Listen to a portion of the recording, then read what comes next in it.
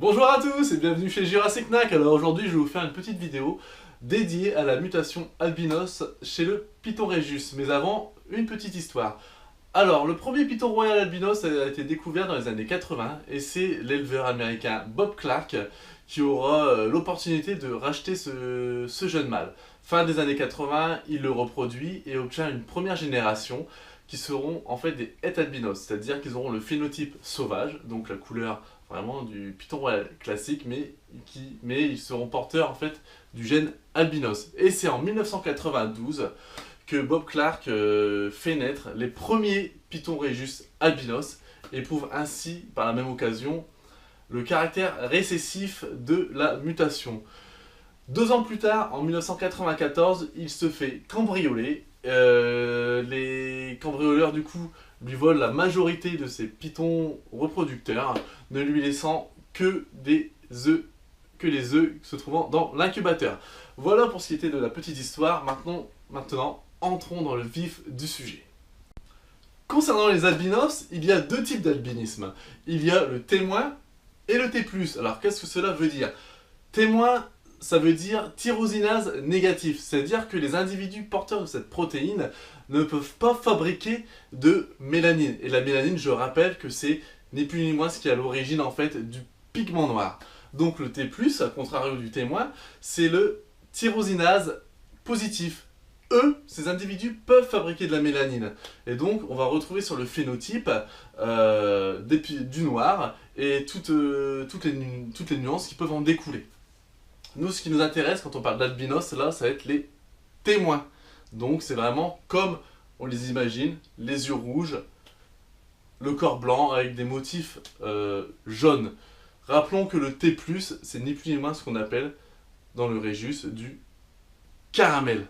Allez, on y va. Donc, le témoin, c'est ça. Alors, j'ai 2 petits individus, je vais vous montrer ça. Donc là, j'ai un mâle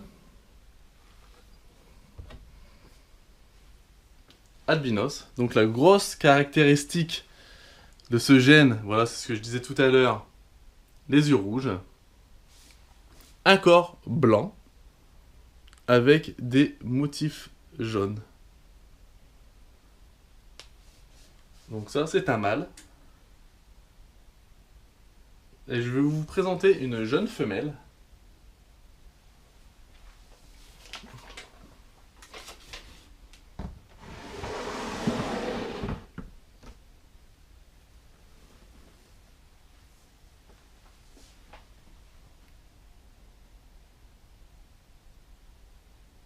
Donc ça, c'est une femelle d'à peu près 1 an et demi. Donc qui n'a pas encore été mise en reproduction. Et ça, c'est mon vieux mâle qui a à peu près 5-6 ans. Alors, à savoir que chez les Python Rhésus, il y a 3 types d'albinos en témoin. Il y a vraiment ce qu'on va appeler l'albinos classique, donc c'est cela.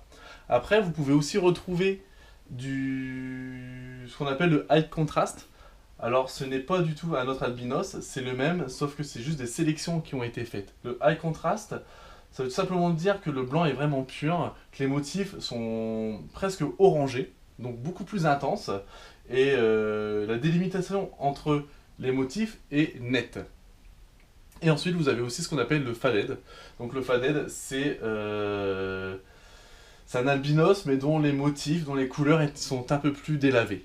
Voilà, c'est-à-dire que les motifs se perdent un peu dans la couleur de fond. On a l'impression que les taches s'étalent beaucoup plus et sont, à mon sens, un peu moins jolies.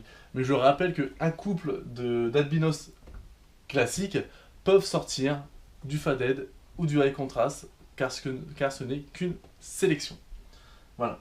Que dire de plus sur cette mutation, hormis que c'est une mutation qui est récessive, c'est-à-dire que pour en obtenir, il faut soit croiser 2 hétéroalbinos ensemble pour sortir à peu près 25%